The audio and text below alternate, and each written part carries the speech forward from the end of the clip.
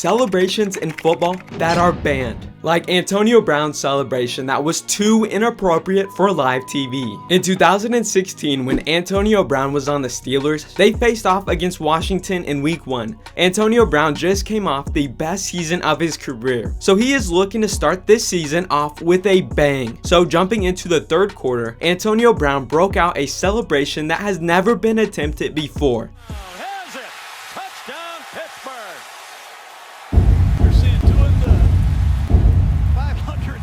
Antonio Brown did the absolute worst twerk I've ever seen. Like most of us, the NFL did not like what they saw. They fined him for $6,000. Although Antonio Brown attempted to try his inappropriate moves again just a few weeks later. Antonio Brown was on fire going into Week 4 when the Pittsburgh Steelers faced off against a lethal foe in the Kansas City Chiefs. This game is a must win. The outcome will be a huge factor in deciding what seeds they are in the playoffs. So jumping into the first quarter, when Antonio Brown caught his second touchdown to give the Steelers a 21-point lead, he had to celebrate in a big way. Oh no, not again. The NFL watched this play and thought it was way too sexually suggestive. Antonio Brown was slapped with a $24,000 fine. That is the price of a used Prius. Antonio Brown's moves were so bad, but it was not as bad as when Randy Moss exposed himself to a crowd of fans. In the wildcard round of the 2004 NFL playoffs, the Minnesota Vikings were facing their rivals, the Green Bay Packers. Randy Moss, who is a Vikings legend, has had an up and down year. He missed out on a game against the Packers in the regular season due to injuries. That did not stop Packers fans from kicking him while he was down. They mocked him by questioning where he was. Then when Randy and the Vikings traveled to Green Bay for this postseason matchup, 10 Packers fans greeted them by mooning them. Now at game time, Randy Moss is back to full health and is ready to compete. So jumping into the fourth quarter, Randy had the perfect way to get back at the Packers fans. Moss is in for a touchdown.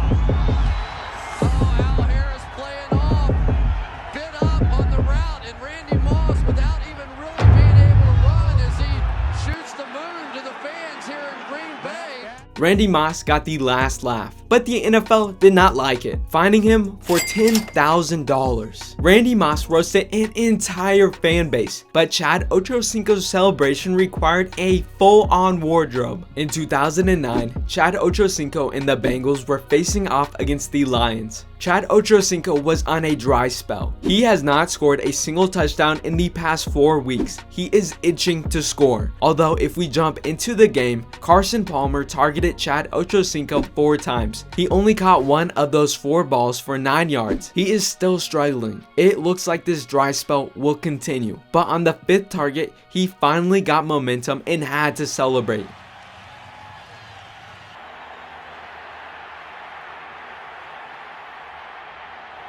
Chad Ochocinco had a full-on wardrobe, although he caught his first touchdown in weeks. Can you blame him? Well, yeah, the NFL did, and they fined him for $30,000. Chad Ochocinco's celebration was very excessive, but Jimmy Graham's end zone celebration damaged property. In 2014, Jimmy Graham and the Saints were facing off against the Titans. Jimmy Graham got straight to work, scoring a touchdown in the first quarter. Although this resulted in Jimmy Graham having to make an extremely difficult decision. See, Jimmy Graham's famous celebration was to dunk on the goalpost. Although he dunked a little too hard one time and made the goalpost off-centered. This caused the NFL to make a new rule disallowing players to dunk on the goalpost. So when Jimmy Graham scored in this preseason game, he was dealt with a difficult decision to abide by the rules or celebrate how he always has.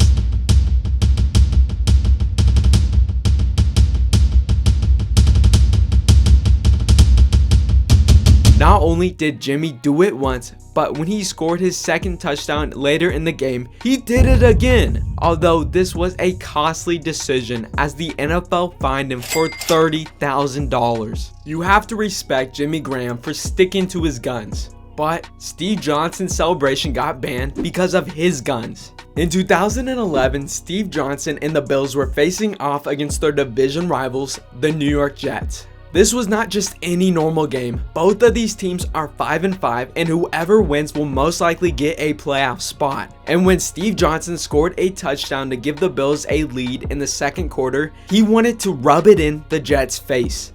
Touchdown, Stevie Johnson over the middle, and he beat Darrelle Revis. He continued. A bit confusing, right? Well, Jets wide receiver Plaxico Burress a few years earlier accidentally shot himself with his own gun at a nightclub. He spent 20 months in prison for accidentally discharging in public. Steve Johnson took that information and decided to mock Plaxico Burress after giving his team the lead. Steve Johnson was hit with a $10,000 fine.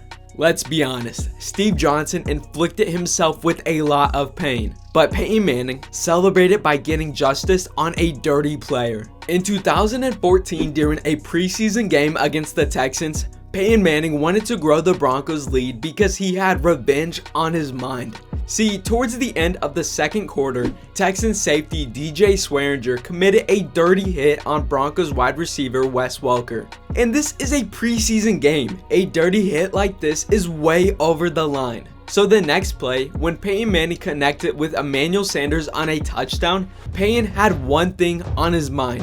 And Peyton went and let DJ Swearinger have it. That is actually something I've never seen before. Peyton Manning chasing down a player and getting in his face. This celebration actually costed Peyton over $8,000. Although he seemed unfazed, saying, "I accept the fine. It is money well spent." Peyton Manning got sweet revenge, but Doug Baldwin's celebration stank so bad millions of people could smell it. In 2014, the Seahawks made it to the Super Bowl where they faced off against the New England Patriots. This is the most important game of Doug Baldwin's life. Over 100 million people are tuning in to watch. Although he was matched up against Darrelle Revis, one of the best cornerbacks of all time. Jumping into the game, Revis did not give Doug Baldwin an inch to breathe.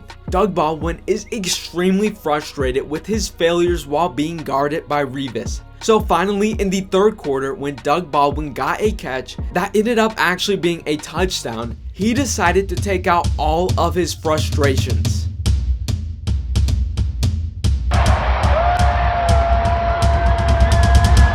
Pooping in the Super Bowl? Doug, what are you doing? The NFL fined him $10,000. If you plan on celebrating too much, make sure you have a budget for the incoming fines. If you enjoyed this video, please consider joining my Patreon. It is the #1 way to support this channel. Alright, I'll see you guys next time.